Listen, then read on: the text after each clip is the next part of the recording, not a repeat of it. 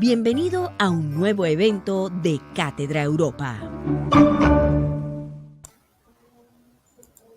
Good morning. On behalf of the 24th edition of Cátedra Europa, we welcome you to the lecture, Image Manifolds and Data Integration, for which we have the special participation of Eugenie Hunziker from Loughborough University. We will now leave you with Professor Clara Aldana, who will be moderating this session. Welcome you all.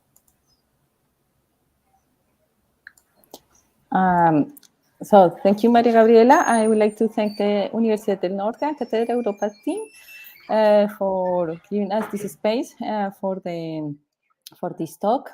So it's a pleasure for me to introduce Eugenie Hunziker, Dr. Eugenie Hunziker. She works at Loughborough University. She has a PhD in mathematics from University of Chicago, and afterwards has had some stays of research and different jobs in different parts. I know about Stanford and Max Planck Institute for Mathematics in Bonn, where I met her. And well, she will be talking to us about image manifolds and data integration. So I'll leave you with her. Thank you, Clara. It's great to be here. I am going to go ahead and share my screen. So just there we go. There's, see, my entire screen was canceled. Oh, okay, let me try that again. Share screen, share.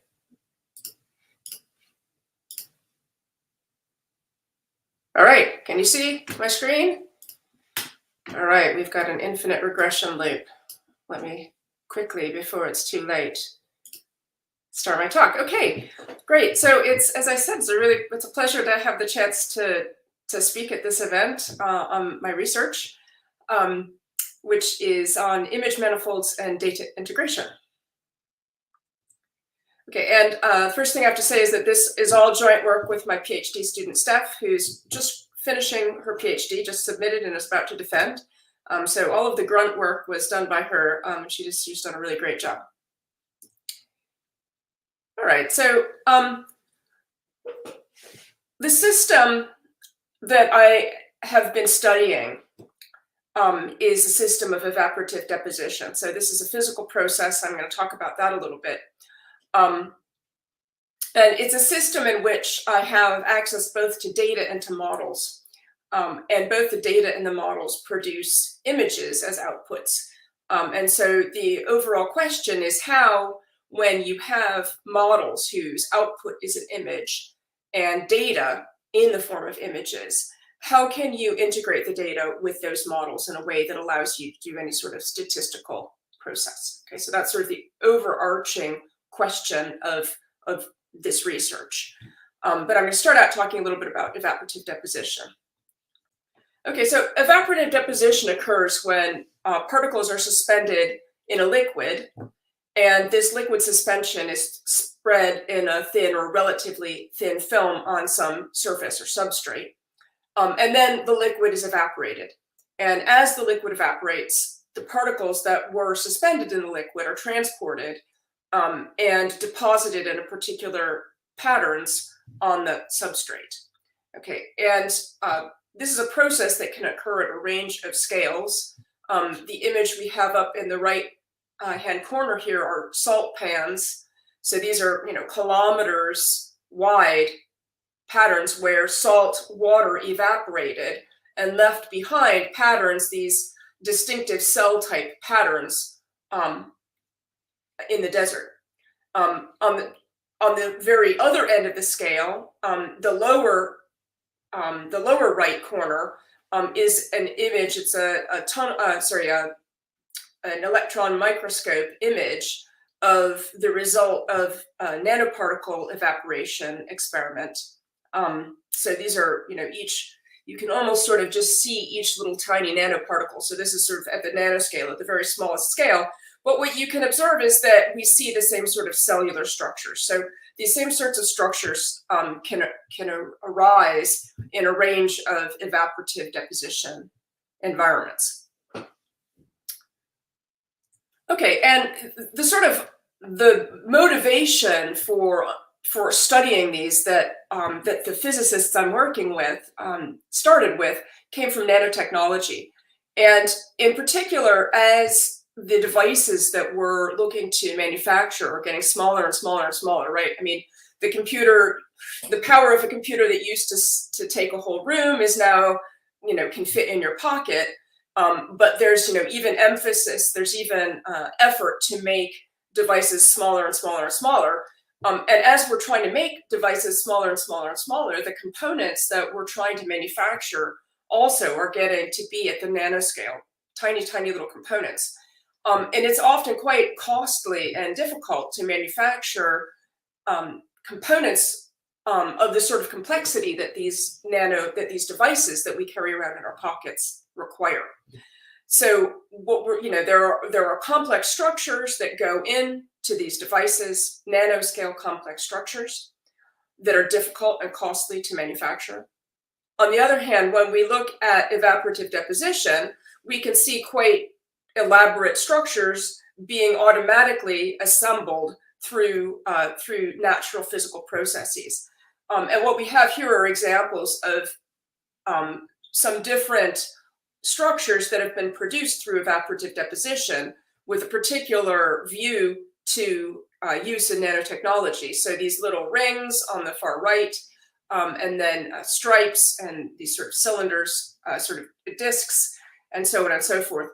So these are still quite simple geometries, but the goal eventually is to be able to control these deposition processes well enough at the nanoscale to be able to sort of automatically assemble nano devices of relevance to industrial settings.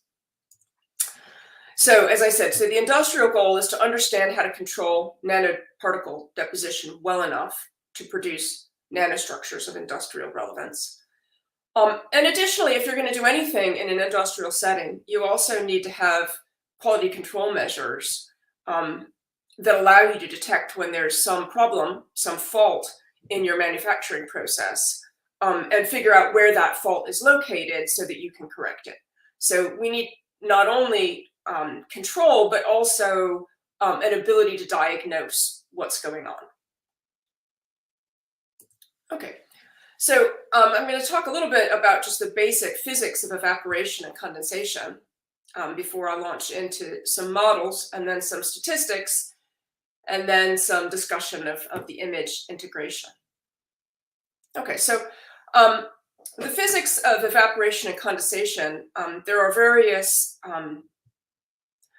quantities, various parameters that influence the way in which this transpires. So for instance, the temperature at which the evaporation is occurring and the chemical potential of the environment. And you can think of that sort of as related, for instance, to the humidity of the air, right? So, how much, if you can think about trying to dry your laundry when it's damp, when it's quite humid out versus when it's quite dry out, the energy associated, the potential for the liquid to evaporate when it's not very humid, that's much greater potential change than if the environment is already quite humid. So this mu is a value that sort of tells you how receptive is the environment to those evaporated particles. And then there's also other issues around, that there is some also liquid-liquid attraction, for instance. You can think about this, when you have a bubble and it sticks together, a drop of liquid sticks together on the surface because there's a natural attraction between the water particles on that surface. So those are the three sort of main parameters that tell you about what's going to happen in your system. Now, you can sort of think about the vertical axis as being temperature and the horizontal axis as being sort of the humidity of the environment. And maybe we can just fix our variables. If we set our units, choose our units of measure in such a way that epsilon LL is 1. then effectively this is like chemical potential over temperature, and this is like temperature. Okay, so we've got this sort of phase space. And for actually quite a bit of the phase space, there's not a meaningful difference between the states of liquid and vapor. There's only a particular region, this sort of blue region, these two blue regions are the regions in which there's actually two different states, liquid and vapor, that exist. And there's this binodal line, the red line here, the binodal line is the line within this blue region at which the liquid and the vapor coexist, right? So the chance of a molecule of water condensing onto your surface, or a molecule of liquid condensing, is the same as the probability of a molecule of liquid evaporating, right? And then to the left of that line, we're in the evaporative region, where vapor is the equilibrium state. And to the right of that line, we've got the regime of condensation, where liquid is the equilibrium state. So of course, when we're talking about evaporative deposition, we're talking about what's happening in this sort of lighter blue region, the evaporative region, which is between the binodal line and this line at which there's no longer really, it's not any longer possible to talk about two distinct states. Okay, now there's a further difference within this region, which is that even though within this evaporative regime here, the light blue evaporative regime, even though vapor is the lower energy, or the equilibrium energy state, there still could be a barrier to achieving that state, right? So it could be that there is a little energy barrier that some liquid needs to get over before it can evaporate. And what happens actually in this solid region here between this dotted green line. So there's a dotted green line here that separates the state where there's an energy barrier to evaporation from the state in which there's no energy barrier to evaporation, right? And in the state where there is an energy barrier to evaporation, evaporation occurs through bubble nucleation, right? So a bunch of molecules of vapor sort of cluster together within the liquid and erupt together, as opposed to things sort of evaporating evenly across the surface. And what that means is that the evaporation between this spinodal line and the binodal line, that's happening in an inhomogeneous way across the surface. Whereas when you get between the spinodal line and the boundary line, its evaporation is happening in a homogeneous way.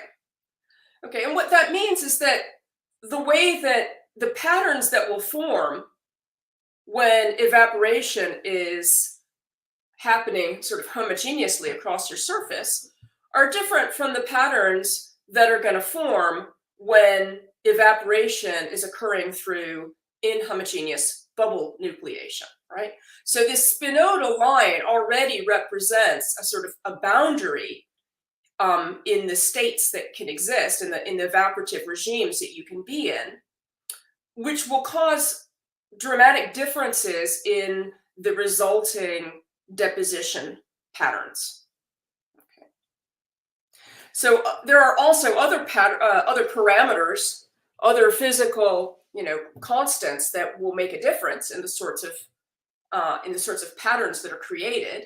So remember, we don't just have liquid and vapor. We also have nanoparticles that are suspended in our liquid, and we can talk about a potential attraction that the nanoparticles and the liquids may have to each other. So either liquid and nanoparticles will tend to sort of stick together, or nanoparticles may tend to sort of shed liquid, right? And by the same token, you can have nanoparticles that tend to be attracted to each other, that want to form clusters, or you can have nanoparticles that are happy to sort of hang out by themselves. And finally, we've also got a substrate, right? We've got some surface off of which things are evaporating. And that both the nanoparticles will have some natural attraction to the substrate, and the liquid will have some natural attraction to the substrate. Now, it turns out that if the substrate is homogeneous, if we don't do anything to the surface off of which we're evaporating, the surface is just absolutely 100% homogeneous across it, then we don't have to worry too much about these, because you can sort of combine these in with the other. You can get rid of them in your model. Oops. But if there are inhomogeneities in the surface, then that also can have a big effect on the sorts of patterns that are created, right? Okay. So there are a lot of there's a lot of physics going on with evaporative deposition, and the physics results in a wide range of different structures. So these are some, again, electron microscope images of the results of nanoparticle deposition experiments that were done under a range of different conditions. So different kinds of nanoparticles. The nanoparticles may have been coated in some way. There are different solvents being used. The surfaces are different. The temperature and the humidity of the room in which the experiments are being undertaken may change. So all of those parameters that we saw previously could be, are changing throughout the experiments. And as that happens, we see, quite various different structures that emerge. So we already saw the labyrinthine structures in image C. That's what we saw earlier in those salt pans. But you can imagine, as the parameters change just a bit, some of those might sort of break apart. Some of the lines in C sort of break apart, and you're left with these sort of fractured cells, which you can also think of as looking like little worms, right? So as this breaks apart even more, you get less and less cellular and more like, a bunch of particles, or a bunch of little clusters that are sort of elongated, right? And then for instance, as the nanoparticles are tending to attract each other more, and also attract the liquid more, those elongated structures will go to a sort of lower energy overall state that's a more circular shape, right? So you can move then to state A from there. Whereas on the other hand, you can imagine for C, well, what happens if somehow those walls of the cells start to thicken up? Then you end up sort of moving into this regime, which is more of a sort of porous regime. And from there, if it thickens up even more, then you end up getting just these. I realize I have it all completely backwards, because white is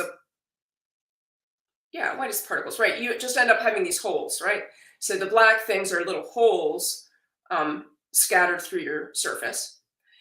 And then, somewhere in here also, you can imagine sort of, because it's not just a one-dimensional system, it's a multi-dimensional system. You can also imagine going from B in a sort of direction whereby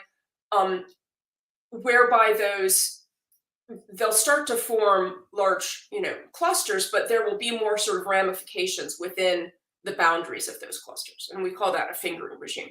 So these are all different sorts of patterns that can emerge from an evaporative deposition process.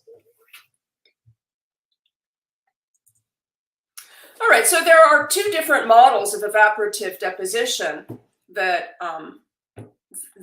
I've been looking at. And the first one is by a physicist called Rabbani. And this is a stochastic evolution model by the physicists Rabbani, Reichman, and Geisler, and Bruce, published in 2003 as a letter in Nature. So stochastic evolution means, of course, that there is a random aspect to the evolution of the surfaces, which is what we would expect, because we would expect that as things evaporate in a sort of probabilistic way. And that's sort of exactly what we're seeing. So we start with a model, we start with an initial condition in which everything, the whole surface is coated with liquid, which is yellow here, except for a distribution of nanoparticles. And nanoparticles are sort of bigger than the length scale of the sort of liquid units. So there'll be some size d, some length scale d times the length of a particular liquid cell. And so you'll have, so in this image, of course, I've just got one nanoparticle. That's not going to make for a very interesting deposition pattern. But you can imagine that this is just a snapshot, and that we've got a much larger, 256 by 256 pixel image in which there are these nanoparticles assorted in an initial condition across the surface. Sorry.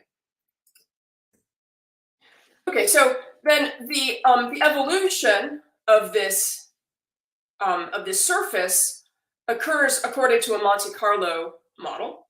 So it's in an evolution where at each step a random cell is chosen, and it's proposed that random cell change from liquid to gas or back from gas to liquid. So for instance, we might have a step where this cell right here that I've got my cursor on, I'm not sure if you can see my cursor or not. Maybe I'll say it's this cell that has the symbol in it, the C in it. Okay, so you might propose that this cell of liquid should change to gas. Okay, so there's some energy change that is predicted as a result of this happening, of this change from liquid to gas. You can calculate based on the configuration and the parameters. You can calculate the energy of this configuration and the energy of the configuration in which this liquid would be converted to a gas. And based on that energy change, there's a particular probability of that occurring. So then basically you do a sort of random draw from that probability, and either that changes or it doesn't change.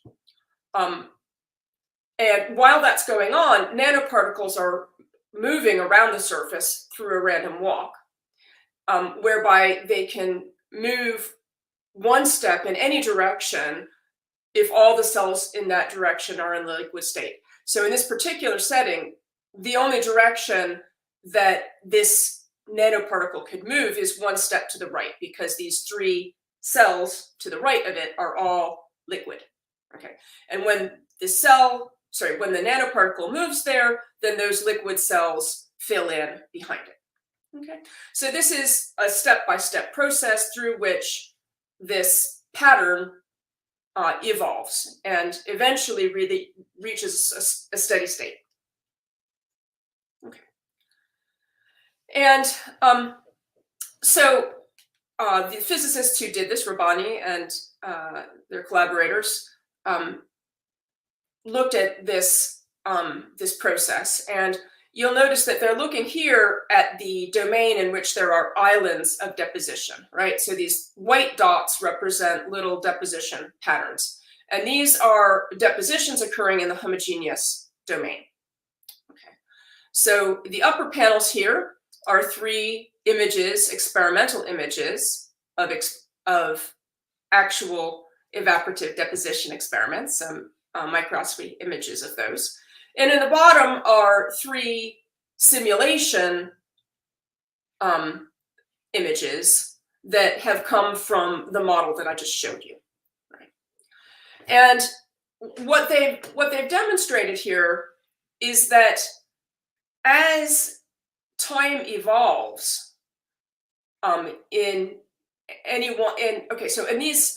these three images, they're not under three different conditions. These are three images taken at 3 different time points in the process. So you'll see that what's happening here is initially we've got a lot of small particles, and as time goes on, those are agglomerating into larger and larger particles. And what we can look at is the average size of these particles, how that size of particles changes over time. And it turns out to be roughly log linear. It's predicted to be log linear once it reaches a sort of stable evolution, right? So there's some non-stability at the beginning of the pattern formation, and then at some point it starts to evolve. And so on the left-hand side here, let's see, this D was from the simulation. When they ran the simulation, there was this initial region here, and then when it started to stabilize, it stabilized to this log linear growth here with a log linear gradient of 0.28, right? And when they looked at the log linear growth of particles in the experiment, it's not the same time scales. It's not exactly the same size scales, because it's not possible to make a really strict quantitative comparison between the evolution time in the model and the evolution time in real life, or the length scales in the real model, or then the model and the length scales in real life. But you still see that this has sort of become a linear evolution, except for, of course, this one outlier, with very similar log linear growth of 0.27. So for this particular regime, not only is there a good qualitative similarity here, but we also see that the evolution is quantitatively comparable to the experiments. Okay. By the same token, we can also look at the distribution of particle sizes at various time scales, how that distribution of particles changes, and that also confirms a prediction, a physical prediction, that this should be time independent. Okay, so what this tells us is that for this particular model, there is, at least in one sort of regime, it's possible to make not just a qualitative sort of, oh yeah, the pictures look similar comparison, but actually a quantitative comparison between the data that is achieved from experiment and the data that is achieved from simulation, right? And it comes from looking at the size distribution of those particles. Okay. All right, another model is one that's called dynamic density functional theory. And this is a continuous model that is intended to it's derived from the discrete model that we just saw through a mean field approximation of the free energy of the system. And the free energy is this capital F here, right? So the evolution, okay, so there's two functions, rho L, that's not a 1, it's an L, that's the density function for the liquid, and rho N is the density function for the nanoparticles. And so here it starts with a random initial condition for the two functions. It evolves now, it doesn't evolve randomly anymore, it's evolving deterministically, but what we're representing is a sort of probability distribution, as it were. It's a distributional solution rather than being a sort of explicit solution. So somehow in the difference between a particle version and a field version, we're capturing sort of the average of what we would expect to see from the random evolution. Okay, and you can see this is a sort of diffusion process. We've got, the derivative at time is proportional to effectively, the gradient, the Laplacian of the free energy, with this additional term, which relates to evaporation, right? So this first term is relating the motion of the liquid along the surface, right? And that's going to be if it's really if there's a lot of liquid in one place, it'll tend to spread out. Whereas the second term is just subtracting the liquid that's evaporating off into the atmosphere.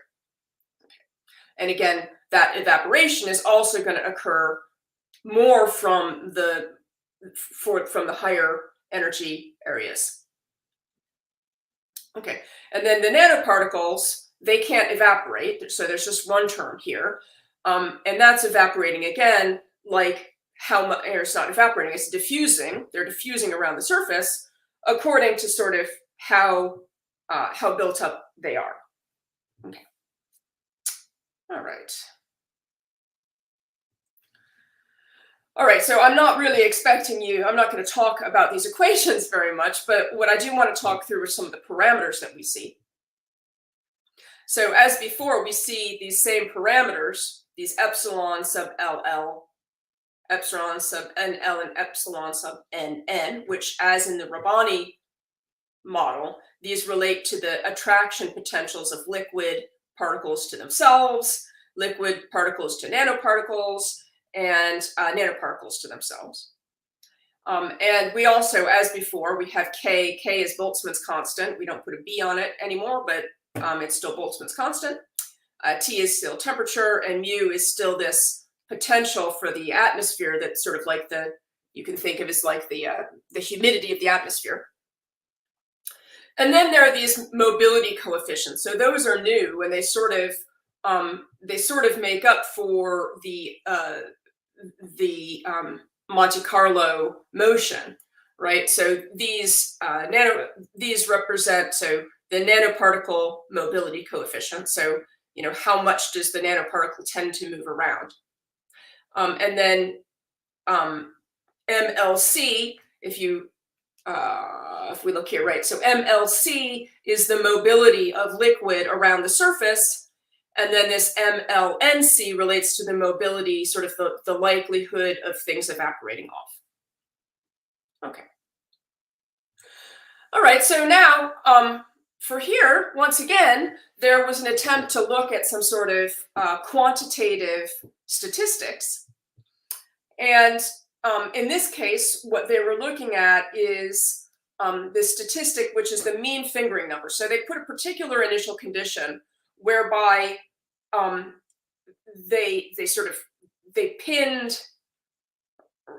boundary condition whereby they pinned the liquid particles here. So the liquid particles at this top boundary are not allowed to evaporate. At the bottom boundary, there was a line where there were no nanoparticles. The density was 0, so it was a Dirichlet condition here. And what happens is that as the evaporation occurs, basically these fingers emerge. Okay, and so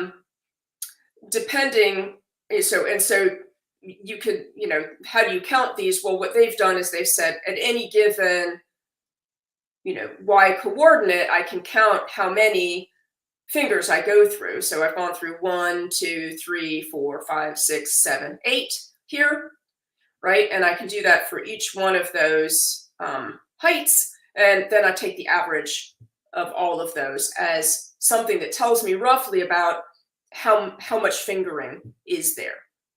Okay. And so they looked at that mean fingering as a function of changing the attraction of nanoparticles to liquid, right? So remember, this epsilon NL is sort of the extent to which particles will tend to attract to liquid. Okay. And what you see is that when there's not as great attraction, then you see more fingers, whereas things sort of congeal together as there's greater attraction between them, right? And basically, when there's greater attraction, what that does is it means that there's room for the particles to move around in the liquid. And because there's room, they can go from being much more much more elaborate, what would sort of be a higher energy state. Even though this is a higher energy state, you might be stuck there because there's not enough liquid to allow you to move the particles to a lower energy state, right? Whereas if the liquid tends to stick around the particles more, then the particles can jostle around into a lower energy state altogether. Okay, so that's what's happening here. And they were able to confirm that this also, not exactly quantitatively, but you see the same sort of effect in experiment. Okay, so once again, now within this domain of fingering regimes, we can also define a statistic. Sorry. So the statistic here is this mean fingering number, which allows us to make a quantitative comparison. Okay, so we had the quantitative comparison for the island regime, and we had the quantitative comparison for the fingering regime. But of course, what we're looking at here is the average particle size. And it wouldn't really make sense to say the number of fingers here. I mean, you could do this number of particles that you go through, the average horizontal number of particles you go through, but there's not any sense in which those are fingers. Whereas in this case, there's actually only one particle, right? I mean, if there's only one connected region. So in this case, it doesn't really make sense to talk about there being a particle size, right? So the numbers that they've calculated for quantitative comparison, they don't make sense across the whole range of statistics, or the whole range, of patterns that can be determined, that can be formed through this process. Okay, so qualitatively, you can, in fact, generate similar images through each of these sorts of processes. So the first column here are cellular, fingering, and worm-like structures formed in the left column. Those are experimental images. In the middle, these are structures formed through the dynamic density functional model. And on the right-hand side, these are the result of the Rabbani Monte Carlo model, right? So you get very similar results, but we're not saying, there's not a quantitative sense in which we're comparing them. We're only just sort of eyeballing them and saying, okay, they look similar. And as I said, for our goals of control of this to the extent that's required for industrial relevance, that sort of qualitative, it looks similar, that's not good enough. Okay, so this leads us to the question of more generally, how can we compare experimental and model-based images? Okay, so just to cast your mind back to your first statistics course, let's just sort of remember, what is it that we do when we do statistical model fitting, right? So a form of model is proposed as a mathematical equation. For example, I work a lot with chemists, so I like to use the ideal gas law, that pressure is the number of moles of gas times the ideal gas constant R times the temperature over the volume.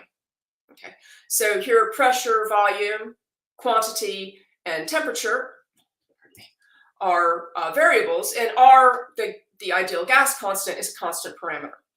So in this case, we've arranged our equation so that we just have one value on the left, which is P, the pressure. So I'm thinking of that as a function of the other variables, which is the amount of gas present, the temperature, and the volume. So statistically, I might call the pressure the response variable, or the dependent variable, and the quantity, temperature, and volume I would call the predictor variables, or the independent variables. And in statistics, we like to work with linear models, so we would take log of this equation to get a linear equation that looks like this. So that's the ideal equation. But we know that in experiments, first of all, when we measure pressure, moles, temperature, and volume, those are always going to be measured with some instrumental error, right? We can never get a perfect measurement. And additionally, gases aren't ideal gases, right? This is what would happen with an ideal gas, but no gas is actually ideal. So what we're going to do instead is we're going to permit for there to be some error, right? Some difference between the value of pressure, the pressure that's predicted by the ideal gas law, and the actual value of pressure that we might measure in an experimental situation. And normally we're going to make some assumption about what those errors look like. And it's quite common, for instance, to assume that they're normally distributed with mean zero and some standard deviation. But there are other distributions that we could use as well. Okay, so next, we've got our model. We collect values of the variables over several experiments.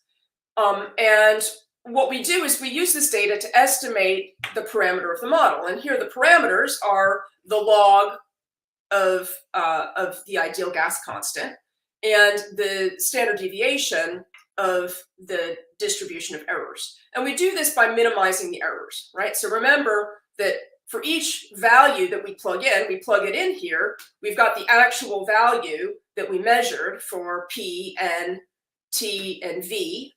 And we've got our best estimate of R, and then there's some error here, right? So there's going to be some value of R, which overall minimizes the sum of squares of the epsilons that we have to use, okay? So that's how we fit a model, right? But we're really fitting it by observing the values of epsilon that we get given different values of R. Okay. So we can also look at the errors after we've fit the model. We can look at them, where are the errors as we change the predictors in our model?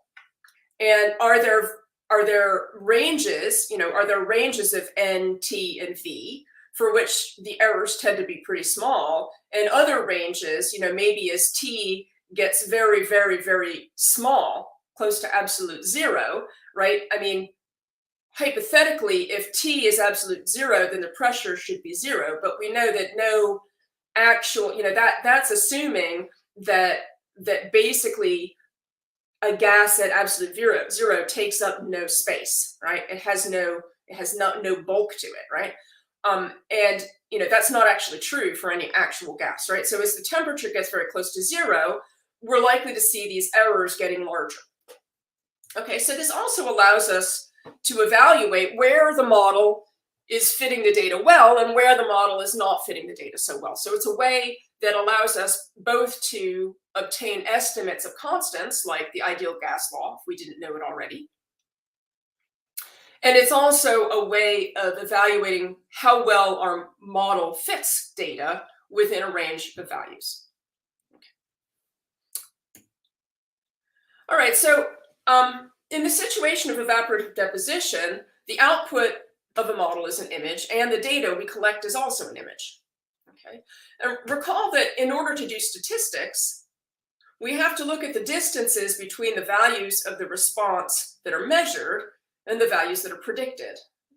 Okay, so, well, the response and the prediction, in our case, are both images. So that means we have to somehow talk about a distance between two images, right? So we need some meaning of distance between images. And we want to be able to do this holistically across all of the parameter values, not just in certain specific regimes. And not all numbers that we could calculate from an image make sense across all regimes, right? So we could say, two fingering images, the distance between them is the distance in the mean fingering number. Well, first of all, that's not really a distance, because you can have two images that give the same average fingering but aren't the same image. But also, that wouldn't make sense. That's not something that makes sense to measure in all cases. And we want to be able to use the model fitting to estimate model parameters, not only to compare expected statistics. So we don't just want to get the epsilons out. We want to be able to minimize the epsilons in a way that allows us to say, okay, so you've got this experimental image that was produced. Well, that corresponds to an image produced with these model parameters. Another aspect of the complexity, besides the fact that we're talking about data that is images, and therefore we need errors or distances in image space, is that these are both computational rather than closed form models. So that also requires a different sort of statistical methodology. But I'm not going to go into that. There are sort of more standardized ways of dealing with that. Approximate Bayesian computation is sort of a computation, should say, not commutation, computation, or more general methods of probabilistic programming. So these are just basically, there are Bayesian methods for dealing with that particular complexity. Okay, so I mean, there are image distances, there's sort of a natural distance on image that we could define, right? So a binary image is, for instance, if it's 256 by 256 pixels, then that's 256 squared different values, each of which is either 0 or 1, right? So a natural distance for binary images would just count the number of pixels where the two images are different, right? And this is a sort of image distance that's relevant, and it's used as an image distance in a lot of settings, but those tend to be settings where we're really talking somehow about, quote, the same image before and after image processing, for example, or before and after some process has occurred to something, right? Whereas in this case, it doesn't really make sense because, for instance, if we happen to have taken a picture of this blob and it just happens to have fallen on the left-hand side of our image rather than the right-hand side of our image, then the distance between these two images is going to be very large, even though we would anticipate these having been formed by very similar processes, right? Where we just happen to have put, had some nucleation occur at this point rather than at this point.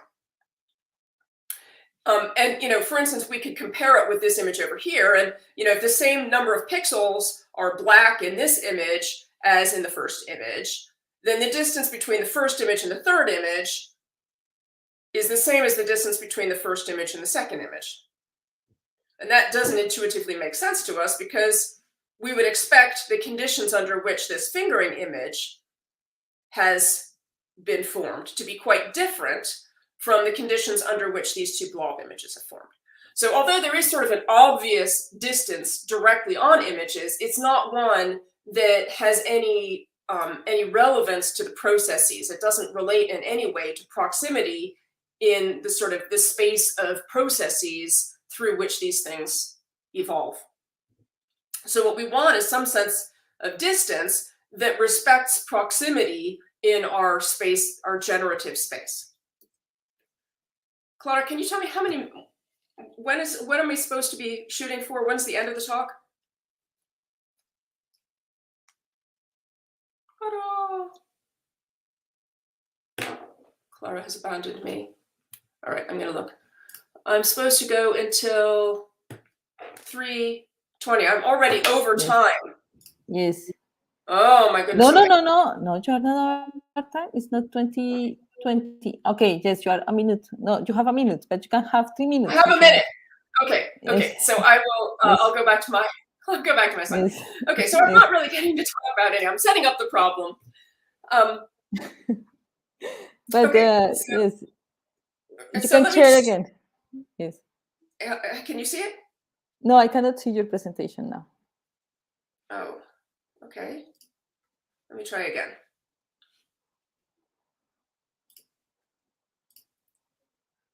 But there are not yet questions in the platform, so all right. That's why I'll just keep going until there are questions. Yes, you can go 3 or 4 minutes more. Can you see the slide now? No. Okay.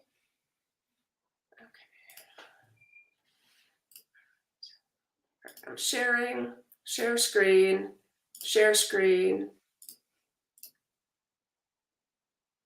Can You you have see? to authorize again somewhere. I don't know. No, Oh, I no. cannot see it. You still can't see. I'm having issues. Oh, Oh, now now it's okay, yes. yeah, Nice. okay. All right, so I'll just sort of talk you through. So there's sort of a general framework you can imagine, which is that we've got 3 different generative processes, 3 different ways of creating images. We've got the kinetic Monte Carlo model that we can run to get an image through some simulation. So that leads us to an image. Or we can use the dynamic density function model with some random initial conditions and some set of parameters, and we run our simulation and we get to the image here. Or we can have an experiment where there's some initial conditions, we don't know what they are, there's some parameters, we run the experiment. In this case, we run the experiment to get an actual sample, and then we do some imaging technique, which gets us an image. And from there, so what we want to do is to take, we've sort of basically, we've got a natural sort of parameter space and a natural space of initial conditions. And we've got the 256 by 256 pixel image space. This is binary array space. But we don't anticipate that every possible image is going to be achieved through one of these processes, right? So, the images that we actually achieve from these processes is not going to be the entire image space. It's some nonlinear subset of that image space that's actually achieved. So what we want to be able to do, because we don't really know how to take distances here, is we want to extract some set of features in order, ideally to embed the image space into a feature space, or at least the relevant parts of the image space into a feature space, where we can calculate those features, and we can study the geometry of the space, the geometry within this feature space that's achieved through this overall process. Okay, so then we can think about various things that we could do here, right? So we could imagine starting with initial conditions and parameters and predicting from there what is the mean and distribution of features that we would anticipate seeing given given some conditions here and initial conditions and parameters here. Or we could do the same here with this model. We could fix the initial conditions and the parameters, or we can fix just the parameters and look at a random sample of initial conditions and ask, what distribution of features do we expect to see? Right? What distribution within feature space do we expect to see? Or we can imagine undertaking a bunch of experiments under the same conditions, and once again, asking what features would we expect to see here. So that's a forward statistical model in feature space of the features that we would anticipate being created. All right. What we would also like to be able to do, however, is given an image, we'd like to be able to say, okay, well, what were the conditions and what were the parameters that created that image in each of these cases, or experimentally? Because ultimately what we ought to be able to do is say, okay, well, I have this structure I want to be able to create industrially. What are the conditions, initial conditions and parameters that I need to be able to achieve those features in the end? Okay, so eventually we really want to be able to do this inverse problem, which is really what statistics is, right? Fitting and finding the parameters. And so I'm going to stop here, and I'm just going to, I didn't even get through much of my work, but that's okay. And just say thank you to my PhD student, Steph, again, my colleague, Andrew, who is the author of the dynamic density functional theory model, which he spent a lot of time explaining that to me, and Philip Moriarty, who is the experimentalist who produced the images that we used in our work. Okay, so I'm going to just... Thank you very much, Eugenie, for this very nice talk, very interesting and broad topic. It's really has many things brought together. There are no questions and comments. I invite the people who are watching to please participate. Yeah, so I mean, I'll start out also by saying that, you know, I came out of this from having studied a lot of geometry, and asking, you know, how can geometry inform these questions, right? So I started from pure mathematics and geometry and wondering about the geometry of image spaces and how those might be informational. So my PhD student Steph has put all of her stuff up on GitHub. I don't have the address right away, but I'll share it later. Okay, sí, there's a question of Maria Gabriela Martinez, and okay, we can write that later in the page of Cátedra Europa. Yeah, so I wanted to ask you. So if there are no other questions, let me see. No. You're allowed to ask a question. Okay. Yes. Yeah, exactly. Let me see how much time. I don't have so much time. Well, I have several questions. So what kind of features are you looking for in these images? Right. So, well, what I didn't get to tell you about is, so the first set of features we looked at are Minkowski functions. So Minkowski functions are area, perimeter, and Euler characteristic. And those are sort of fundamental geometric measures on planar domains. And so they're sort of a geometrically natural place to start. And we ended up getting some pretty nice results with those.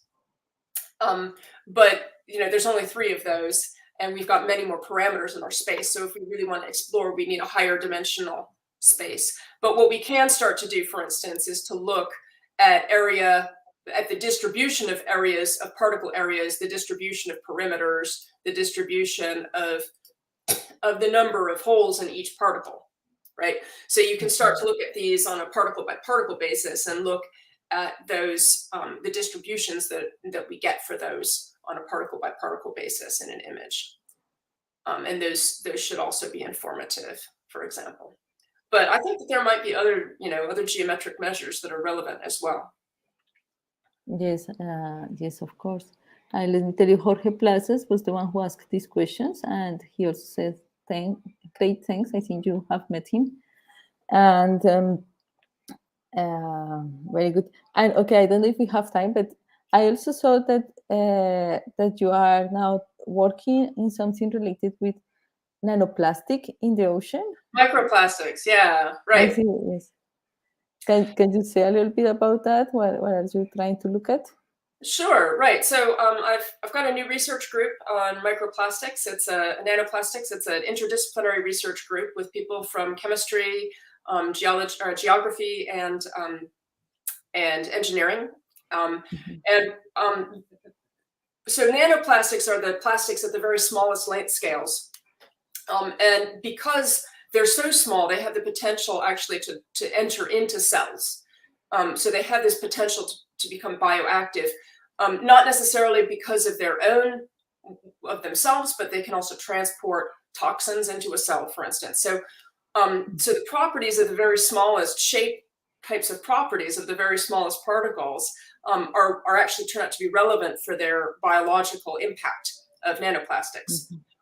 But the problem is that once you get past the standard resolution limit of optical microscopy, it becomes very difficult to extract shape information. Because, so optical microscopy can only resolve particles down to a particular length scale. And below that, you have to use electron microscopy, but microplastics are organic, and therefore they don't show up very well under electron microscopy. Normally, electron microscopy is very good for showing up metals. So there's really this gap in sensing ability. And so I'm working with 2 different sort of, so I'm working on the one hand with microscopists to try to develop techniques for nevertheless being able to use sort of super resolution methods for extracting shape data, or using prep methods that allow us to actually image things under electron microscopes, but also using something called resistive pulse sensing, which is a way of counting particles and getting size distributions for particles in fluids. That's a separate research project in which we're looking at understanding how to turn that from accounting into an imaging, a naive imaging method. So to extract shape information, it's basically you get a signal, so a continuous signal or a signal that might have 300 points in it. That's 300 data points, and yet most of the people are only extracting information about the size. All right, so you're extracting just one piece of information out of 300 points. And the idea is that that signal actually contains more information about the particle shape. So the question is, how do we, again, fit a complex model or complex process to data in a way that allows us to extract shape information? Okay. Sounds great. It's another complex inverse problem involving geometry. Yeah. Very good. Thank you very much, Eugenie, again, for this very nice and interesting talk. Yeah. I think we are running out of time. I don't know if there are more questions. Okay, Natalia Hernandez had a comment. Great talk. Thank you for sharing your contributions. How important is the communication with other non-mathematical academics to achieve this? It's critical. Okay, that was a question. Yeah. So my research has become very interdisciplinary. And, I started out in mathematics and I was looking for sort of applications, and I realized that what I had to do is really go out and talk to the people who had questions and then say, okay, well, what's the mathematical component of that? Rather than having sort of methods and trying to sort of put them into things, I had to go out and find out what are the questions people have, and then what sort of mathematical methods would be relevant. And that's one of the ways that I came to this image statistics issue, is this question: how do you talk about the distance? How do you talk about the geometry of a space of images? What's the geometry of a space of images? How do you measure distances in a way that will allow you to do statistics when your data space is images? Mm-hmm. Yes. So maybe we should try to talk again about all these things. Maybe I would love to do that. Yes. Okay. So I think now that there is a closing comment. So thank you again. So, and I don't know where is the person of Cátedra Europa. I think she was going to close. Yes, there she is, Maria Gabriela. We thank our guests for their special participation and all attendees for joining us in this session of Cátedra Europa. We invite you to continue supporting the education of talented students through our scholarship fundraising campaign, Más Becas, by clicking on the donations button on the homepage of Cátedra Europa. We also encourage you to stay connected to the rest of Cátedra Europa's events. Have a good day. Bye. Thanks again. Bye-bye.